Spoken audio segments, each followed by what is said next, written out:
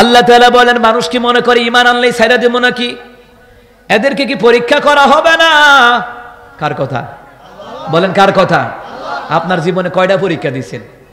ইব্রাহিম আলাইহিস সালাতু ওয়াস সালাম একে একে বড় বড় পরীক্ষা দিয়েছেন 40টা। কয়টা? বড় বড় 40টা। বড় বড় 40টা পরীক্ষা দিয়েছেন। এর মধ্যে আল্লাহ তাআলা কামিয়াবিও দান করেছেন। সুবহানাল্লাহ বলবেন না? আপনি কয়টা পরীক্ষা পাইছেন? কয়টা পরীক্ষা দিয়েছেন আপনি আল্লাহর কাছে বলেন, কয়টা দিয়েছেন? আপনি তো বিপদে বলে সুদের লোন তুইলা ব্যাংকের থেকে টাকা আনেন। কথা কোন ঠিক কিনা? আপনি তো কষ্ট করে খাইতে রাজি না। এই বাংলাদেশের মধ্যে যত অটো রিক্সা কিনছে সব সুদের উপরে লোন তুইলা কিনছে। কারণ কি? সুদ হচ্ছে আপনাদের উপর একটা অভিশাপ, একটা গজব। কারণ টাকা ধার নিতালে দেয় না, সুদে ব্যাংকেতে লোন তুলে সুদের টাকা দেয়, কিন্তু ধারের টাকা আপনাকে দেয় না। আছে না নাই? হগলে কন্যা কি রে ঘরে ঘরে ঢুকে রয়েছে সুদের গুনাহ। নামাজ কবুল হইতো, মুসল্লিগিরি থাকবে না, থাকবে না। নবী এই জন্যই বলেছেন, তাফসীর ইবনে কাসিরের মধ্যে এসেছে, বুখারী মুসলিমের বর্ণনায়, রিয়াদুস সালিহিন কিতাবের মধ্যে এসেছে, মিশকাতুল মাসাবির মধ্যে এসেছে, নবী আলাইহিস সালাম বলেছেন হাজারে একজন জান্নাতে যাবে। এবার বুঝেন, হাজারে একজন, only one person, একজন জান্নাতে যাবে। নবী বলেন 999 জন জাহান্নামে যাবে। এর মধ্যে অধিকাংশ সুদখোর, অধিকাংশ সুদ দেয়, অধিকাংশ সুদ নেয়, অধিকাংশ সুদের সাক্ষীও থাকে। কথা কয় না দি? যতক্ষণ না ছাড়তে পারবেন ততক্ষণ আপনার নামাজ, রোজা, হজ, যাকাত কোনো কিছু কবুল হবে না। যাই না রাখেন। পরীক্ষা কি দিচ্ছেন? অভাবে বললই সুদে লইয়া ফুট বাড়ির কাছে জায়গাটা বলে বেচা লাইব কোনো মতো যদি রাখতার রস অনেতে বিদেশ গিয়ে মাথা গরম, তাড়াতাড়ি রাহনের কাম। ফুট তুই কিছু টেহা দে আর কিছু সুদের উপরে লই। এরপরে ব্যাংকেতে গিয়ে সুদ আনে, হুদাইতা না, ব্যাংকেতে সুদ আনে 1 লাখ, এই 1 লাখ সুদ আইন না আবার আলাদা 30,000 টাকা করে লাগায় ব্যাংকেতে, তুই লাইন না। এমন সুদখোর সমাজ থেকে উৎখাত হয়ে গেছে, গড়বাড়ি সাইরা পর্যন্ত ফলাই যাওয়ান গা লাগছে। এমন ঘটনা আসেনি এলাকা? কথা আসতে কইলেন, আসেনি? হক কথা যদি না কন আপনি সমাজের আবর্জনা। হক কথা যদি বুক ফুলাইয়া না বলতে পারেন পরিবারের সমাজে, আপনি সমাজের আবর্জনা। আর হক কথা যে বলতে পারে সে আল্লাহর বান্দা, নবীর উম্মত। হক কথা যে বলতে পারে না সে নবীর উম্মত করার দাবি রাখে না। নবীর উম্মত বলে দাবি করাতে পারবেন না আপনি। ও মুসলমান ইমানদারেরা, ভালো করে গান লাগান। যুগে যুগে নবীদের উপরে পরীক্ষা আছে না নাই? কথা কন না কেন? ঈমান আনলেই পরীক্ষা করবেন আল্লাহ তাআলা। আল্লাহ তাআলা বলেন হাসিবান নাস আইয়ুতরাকু ইয়াকুলু আমান্না ওয়া হুম লা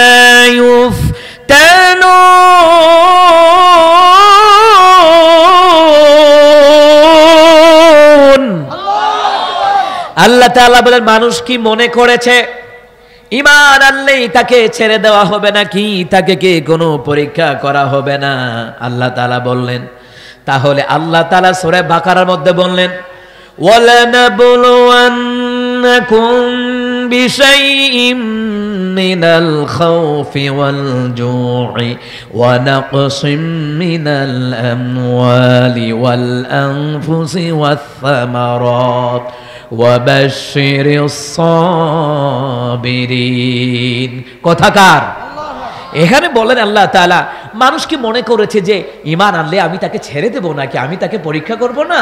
আবার সূরা বাকারাতে আল্লাহ তাআলা বলছেন আমি অবশ্যই পরীক্ষা করব। কথাকার আপনি যখন সৎভাবে চলবেন আপনার উপরে পরীক্ষা আসবে। কথাকার আপনি যখন কালিমা দাওয়াত দিবেন, একামতে দ্বীনের কথা বলবেন, দাওয়াতে তাবলীগী কাজের কথা বলবেন, দ্বীন কায়েমের কথা বলবেন, ইসলামী আন্দোলনের কথা বলবেন, আপনি যখন সৎভাবে পরিবারের সমাজে জীবন যাপন করবেন আপনার উপরে পরীক্ষা। জোরে কোন আছে না নাই? করবেন কে? এটা কি আমার বানানো কথা না আল্লাহর কথা? আল্লাহ তাআলার কথা। আল্লাহ তাআলা আমি অবশ্যই তোমাদেরকে পরীক্ষা করব। ভয় ভীতি দ্বারা, ভয় ভীতি গত 16 বছর কেমন ভয় ভীতি দেখাইছে, এই ভয় ভীতি দ্বারা আল্লাহ আমাকে পরীক্ষা করব কইছে। 16 বছর নয়, আল্লাহ তাআলা 1500 বছর আগে কোরআনে কুট করে দিয়েছে জালিমরা তোমাদেরকে রিমান্ডারে ভয় দেখাবে, ক্রস ফায়ারের ভয় দেখাবে। ঠিক কি না কোন? ভয় দেখাবে, খালি ভয় দেখাবে। আল্লাহ তাআলা বলেন আমি অবশ্যই তোমাদেরকে পরীক্ষা করব ভয় ভীতি দ্বারা। এমনকি খোদার দ্বারাও পরীক্ষা করবেন কে? অনেক সময় যখন আপনি বিভিন্ন জায়গায় চলাফেরা করেন, মাঠে ঘাটে যান, ব্যবসা বাণিজ্য করতে যান, কাজকর্ম করতে যান, অনেক সময় সময়ের কারণে খাওয়া দাওয়াটাও হয় না, কিংবা সাহাবাই কেরাম যুদ্ধের ময়দানে গিয়েছেন, ইসলামের আন্দোলনের কর্মীরা মিছিল মিটিং নিয়ে বের হয়েছে, সময় মতো খাবারটা খেতে পারে না, অনেক সময় ক্ষুধার কষ্ট আছে না নাই? এটাও আল্লাহর পক্ষ থেকে একটা পরীক্ষা। সুবহানাল্লাহ বলবেন না? ও মুসলমান ইমানদারেরা, আল্লাহ তাআলা অভাব দিয়ে আল্লাহ পরীক্ষা করবেন, তুমি কি সুদের খাতায় নাম লেখাও, নাকি তুমি পানি খেয়ে জীবন যাপন করো, নাকি সৎভাবে জীবন যাপন করো। এই খোদার দ্বারা আল্লাহ তাআলা খোদার কষ্ট দিয়ে পরীক্ষা নিবেন কে? ফাতেমা রাদিয়াল্লাহু তাআলা আনহার জীবনী খুলে দেখেন। আমার দেশের ফাতেমার খবর কি? আমার দেশের ফাতেমার খবর কি? অথচ নবীর মেয়ে ফাতেমা রাদিয়াল্লাহু তাআলা আনহা, আমার রাসূল যদি পারতেন ফাতেমা রাদিয়াল্লাহু তাআলা আনহা আরবের শ্রেষ্ঠ ধনীর দুলালের হাতে আমার রাসূলুল্লাহ ফাতেমাকে বিয়ে দিতে পারতেন কিনা বলেন?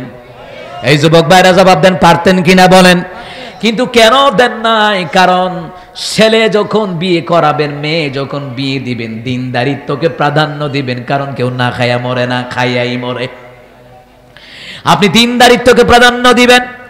ও মুসলমান ইমানদারেরা, ফাতেমা রাদিয়াল্লাহু তাআলা 3 দিন ধরে খাবার নাই, এরপরও মন খারাপ নাই, স্বামীর সেবা করার দরকার, সেবা করেছে।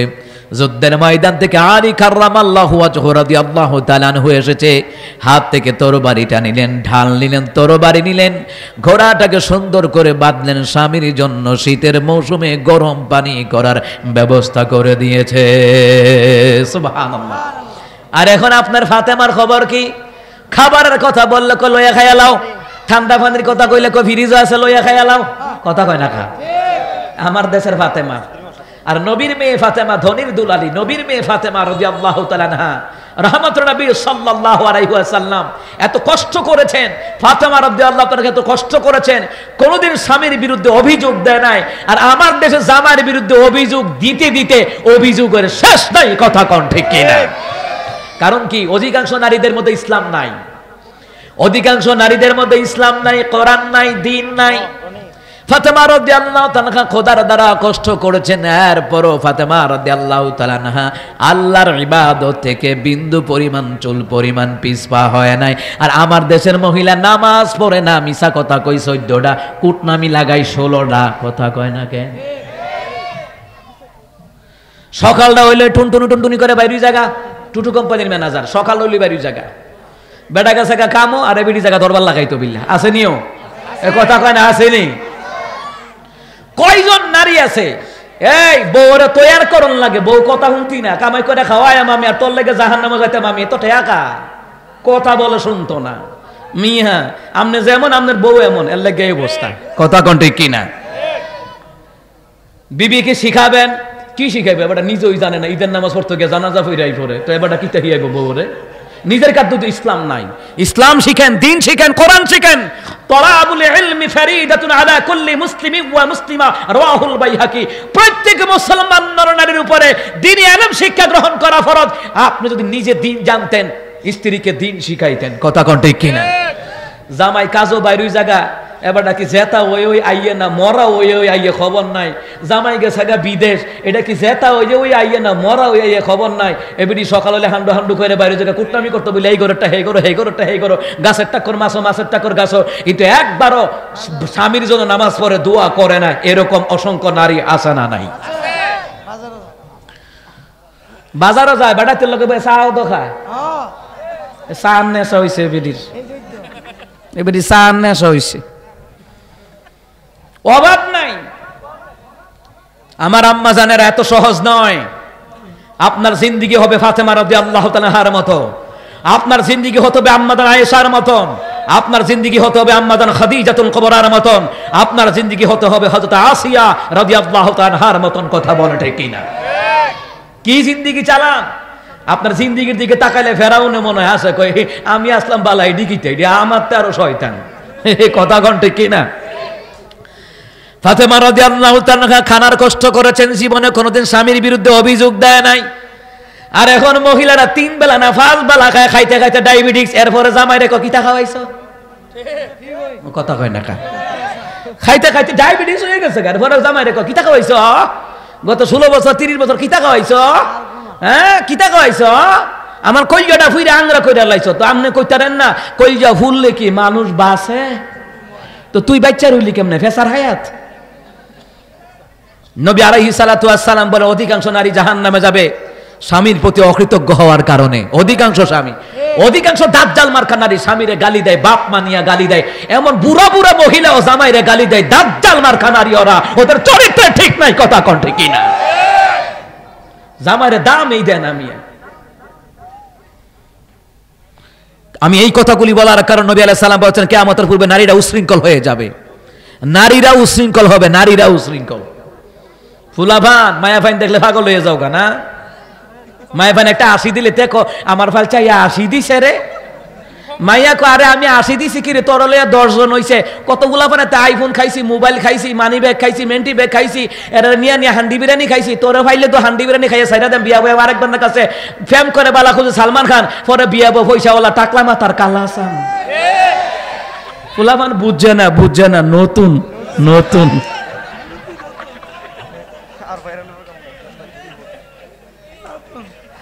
ফুলাভান বুঝো না।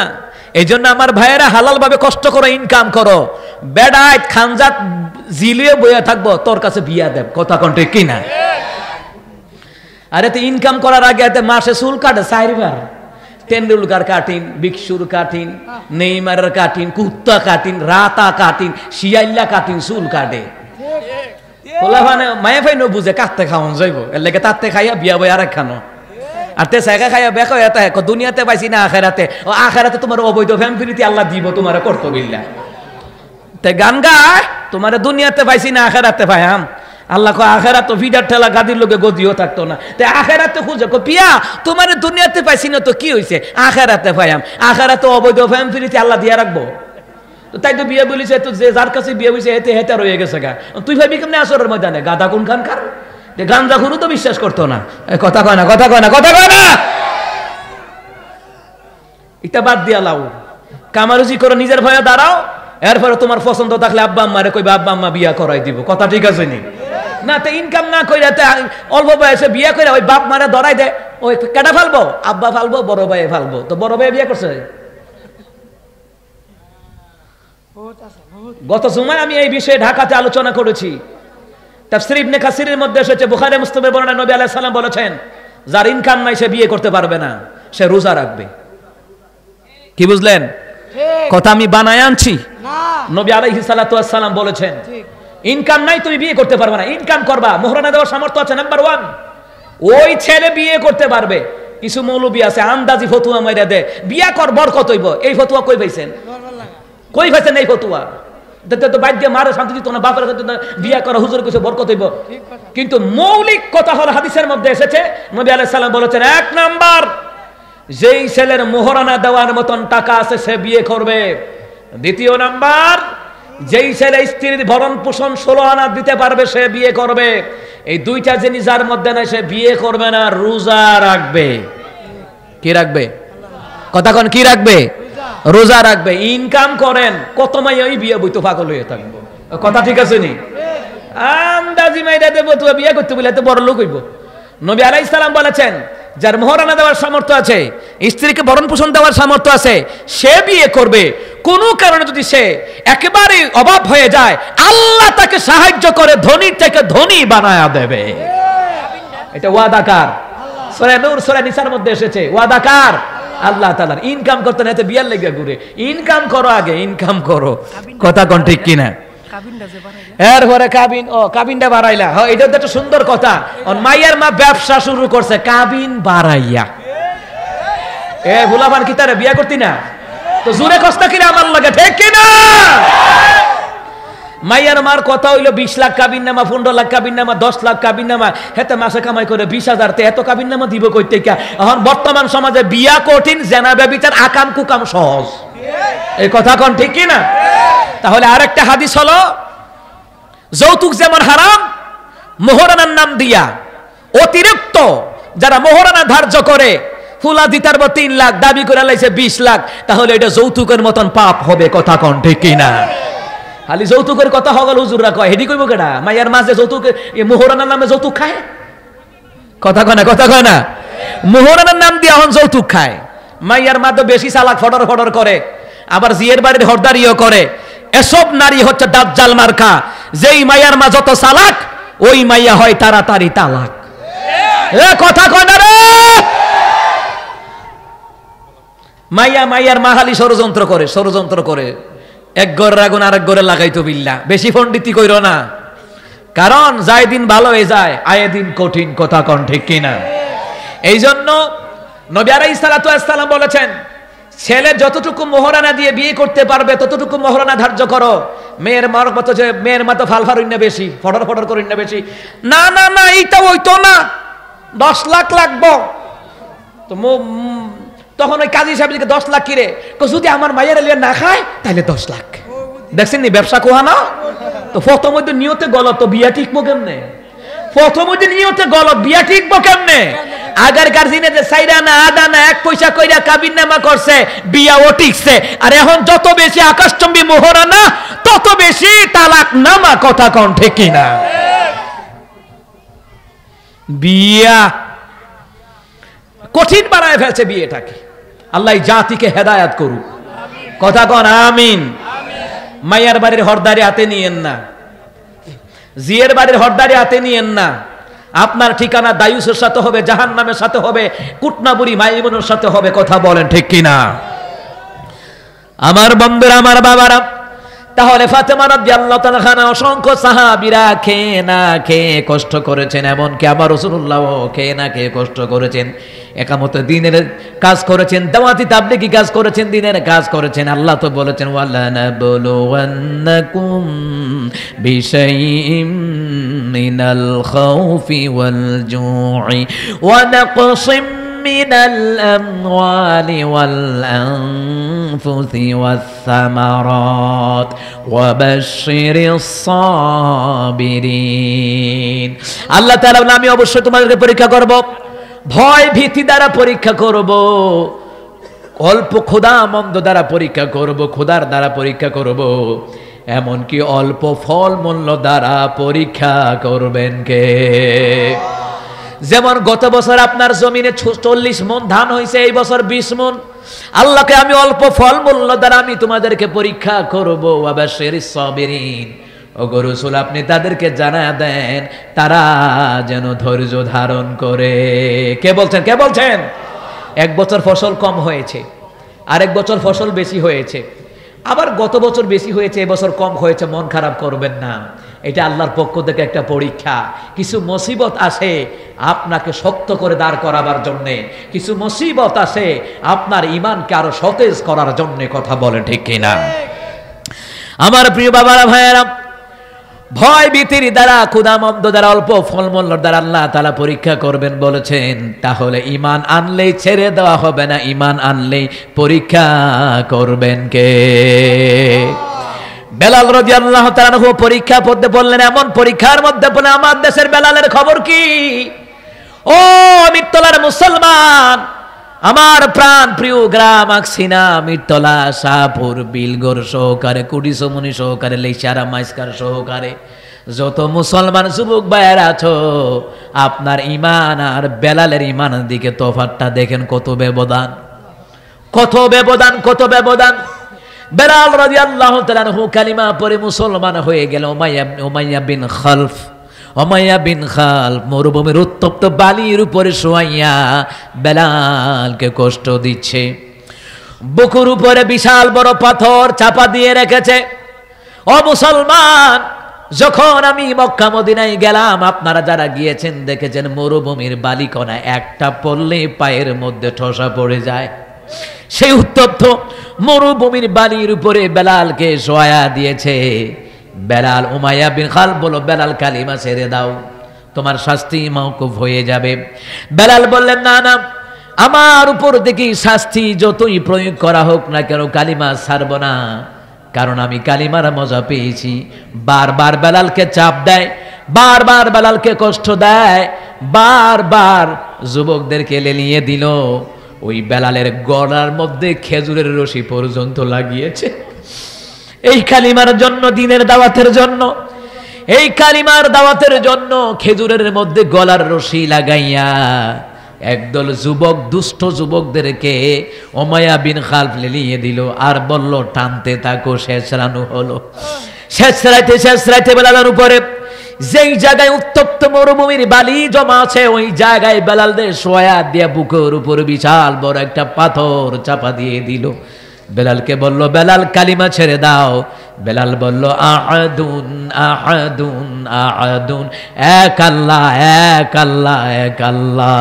জুলুম সয়ে কত পরিহাস, মনে পড়ে বেলালের সেই ইতিহাস। কত না জুলুম সয়ে কত পরিহাস। আহাদ আহাদ বলে কেঁদেছে কেবল, আহাদ আহাদ বলে কেঁদেছে কেবল। মানেনি মানেনি কোনো পরাজয়, ফুলে ফুলে রাঙা নয় ইমানের পথ।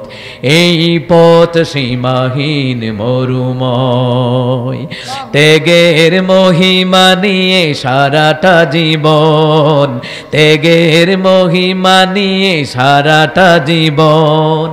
পড়ে পড়ে মুমিনেরা খাঁটি হয়, ফুলে ফুলে রাঙা নয় ইমানের পথ। এই পথ সীমাহীন মরুময়। ইমানের পথে আজ হলে আগুয়ান, দিতে হয় কত খুন, দিতে হয় প্রাণ। ইমানের পথে আজ হলে আগুয়ান, দিতে হয় কত খুন, দিতে হয় প্রাণ। কারাগারে কেটে যায় কত রাত দিন, কারাগারে কেটে যায় কত রাত দিন। জান্নাত হলো তার বিনিময়। সুবহানাল্লাহ বলবেন না? ও মুসলমান ইমানদার, যার ইমান যত বেশি তার উপরে তত পরীক্ষা বেশি। আল্লামা সাইদি রাহিমাহুল্লাহর ইমান যেমন ছিল বেশি, উনার উপরও পরীক্ষা ছিল সবচাইতে বেশি। ও মুসলমান ইমানদারেরা, কত জুলুম অত্যাচার সহ্য করেছেন আর বারবার বলেছেন ওয়াল্লাহি, আল্লাহর কসম করে বলে 1971 সালের বালি বা কাদা আমি সাইদির গায়ে লাগে নাই, লাগে নাই। এই কথাগুলি আল্লাহে, আল্লাহর কসম করে বলার পর জালিম শাসক শুনে নাই, স্বৈরাচারী শাসক শুনে নাই। কারণ এদের ক্ষমতা এমন ভাবে হয়েছে, কুকুর যেই রকম পচা খাবার জন্য দৌড়ায়, জালিমরা জালিমের ক্ষমতার জন্য এইভাবে আলেমদেরকে জেলখানায় নিয়ে নির্যাতন অত্যাচার করেছে। যার ইমান যত বেশি তার উপরে পরীক্ষা তত বেশি। আর যার ইমান যেমন দুর্বল, পরীক্ষাও দুর্বল। আসার খায় ঠ্যাং ভাঙি লইছি, এটা কি তো হইছে, তো কি তো হইছে। আসার খায় জুতার হিতা ছিঁড়ে গেছে, এটা সাধারণ পরীক্ষা। কিন্তু যারা ইসলামী আন্দোলন করে, দিন বিজয়ের কাজ করে, একামত দ্বীনের কাজ করে, তাদের যত ইমানের উপরে যত অটল অবিচল থাকবে তত পরীক্ষাও আল্লাহ দিবে। পরীক্ষা দিয়ে আল্লাহ চায় তার ইমানটা কত খাঁটি। পুরে পুরে আল্লাহ তার ইমানটাকে খাঁটি করে নেয়, স্বর্ণ যেমন খাঁটি করে। ঠিক কিনা বলেন? কথা বলে ঠিক কিনা?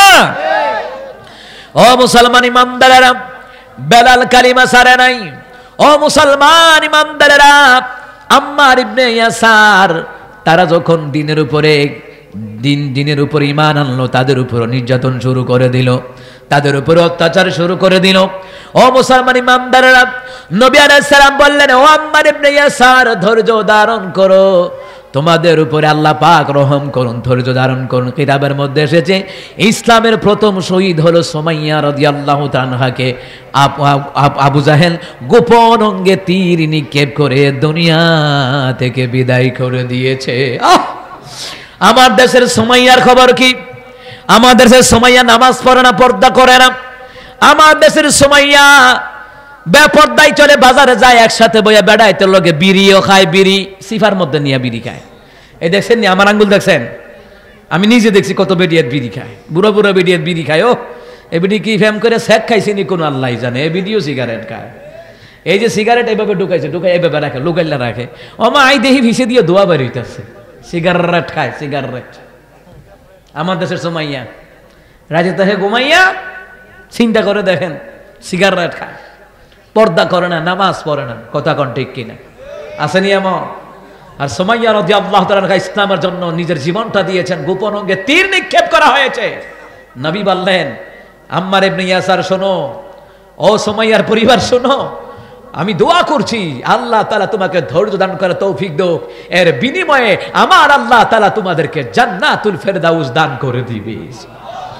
ইসলামের জন্য কষ্ট করেন, দ্বীনের জন্য কষ্ট করেন, এই যে আপনারা মসজিদ নির্মাণে কষ্ট করেন, মাদ্রাসার জন্য কষ্ট করেন, এই মাহফিলের জন্য কষ্ট করেন, জেনে রাখেন এই কষ্টের দ্বারা আল্লাহ পাক আপনাকে জান্নাত দিবেন। দ্বীন বিজয়ের আন্দোলন যারা করে, ইসলাম বিজয়ের যারা আন্দোলন করে, এই দ্বীনের পথে যারা জীবনটাকে বিলিয়ে দেয়, আল্লাহ তাআলা তাদেরকেও জান্নাত দিবেন। কাদের সাথে দিবেন? সূরা নিসার মধ্যে এসেছে, আল্লাহ তাদেরকে নবীদের সাথে হাসর নাসর করায়া দিবে। আমাদের নেতার লগে নেত্রীর লগে থাকতেন বিল্লাহ মন্ডা চায়, নেত্রীর লগে বিদেশে সফর করতো মন্ডা চায়, আর নেত্রীরও নেত্রী, নেতারও নেতা, বিশ্ব নবী সাইয়্যিদুল আম্বিয়া মুহাম্মদুর রাসূলুল্লাহ সাল্লাল্লাহু আলাইহি ওয়াসাল্লাম, তিনি এমন নেতা, সাইয়্যিদুল মুরসালিন, সুবহানাল্লাহ বলবেন না? ওনার সাথে জান্নাত পাবে তারা যারা দ্বীন বিজয়ের আন্দোলন করে। একামত দ্বীন, দ্বীন বিজয়ের আন্দোলনের প্রেরণা আপনার আমার মধ্যে থাকতে হবে, শুধু হুজুরদের উপরে না, শুধু হুজুরদের উপরে দাওয়াতি কাজ ফরজ না। ইসলামী আন্দোলন করা শুধু হুজুরদের উপরে না, সমস্ত মুসলমানদের উপরে ইসলামী আন্দোলন করা ফরজ। বুঝেন কিছু? বুঝেন? ইসলামী দলগুলি ঐক্যবদ্ধ হলে ইসলামের গণজোয়ারকে এই দেশে কেউ ঠেকায় রাখতে পারবে না। আপনি চরমুনাই বলেন, আহলে হাদিস বলেন, হেফাজত ইসলাম বলেন, জামাত ইসলাম বলেন, জমিয়ত ইসলাম বলেন, খেলাফতে মজলিস বলেন, ইসলামী আন্দোলন বাংলাদেশ বলেন, যত ইসলামী দল আছে ঐক্যবদ্ধ হওয়া লাগবে। ইসলামী দল ছাড়া অন্য দল ক্ষমতায় গেলে পীরের চামড়াও থাকবে না। কারণ অন্যান্য দল আলেমদের উপরে ভর করে ক্ষমতায় যাবে, ক্ষমতায় যাওয়ার পরে কইব মোল্লা ঠেকা। কি ঠেকা? কথা কন না কেন? কি ঠেকাও? মোল্লা ঠেকাও। বলে যায় না অতীত ইতিহাস, মারফাটের দুইজন পিস্তল ভাই জানিয়া রাখেন, মুইয়ার ছাড়া আর কোনো কথা নাই। এই জন্য ইসলামী দল ছাড়া আর কোনো দল আমরা চাই না। সব দল দেখা শেষ, আগামীতে ইসলামের বাংলাদেশ। কথা কন ঠিক কিনা? ইসলামের কথা বলবেন, দ্বীনের কথা বলবেন, মুসিবত আসবে, জুলুম আসবে, নির্যাতন আসবে। এরপরও কি আমাদের যে বড় বড় আকাবিররা দ্বীনের পথ থেকে সরে গেছেন? বলেন সরে গেছেন? সরে যান নাই। আমার বন্ধুরা, আমার বাবারা, এই জন্য আল্লাহ তাআলা পরের আয়াতের মধ্যে সুন্দর করে জানিয়ে দেন, ওয়ালাকাদ ফাতান্নাল্লাযীনা মিন ক্বাবলিহিম ফালায়ালামান্নাল্লাহুল্লাযীনা সাদাকু ওয়া লায়ালামান্নাল কাযিবিন। আমি অবশ্যই পূর্ববর্তীদেরকে আমি আল্লাহ তাআলা অবশ্যই পরীক্ষা করেছিলাম। আদম আলাইহিস সালামকে পরীক্ষা করেছেন, বায়ে বায়ে ঝগড়া লাগে, এক ভাইয়ের আরেক ভাই মাইরা লাইছেনি। এই কথা কয় না কা? কি পরীক্ষার মধ্যে পড়েছেন? বাবা আদম রে আল্লাহ পরীক্ষা থেকে রেহাই দেয় নাই, আর আমরা তো আদমের সন্তান। কথা কোন ঠিক কি না?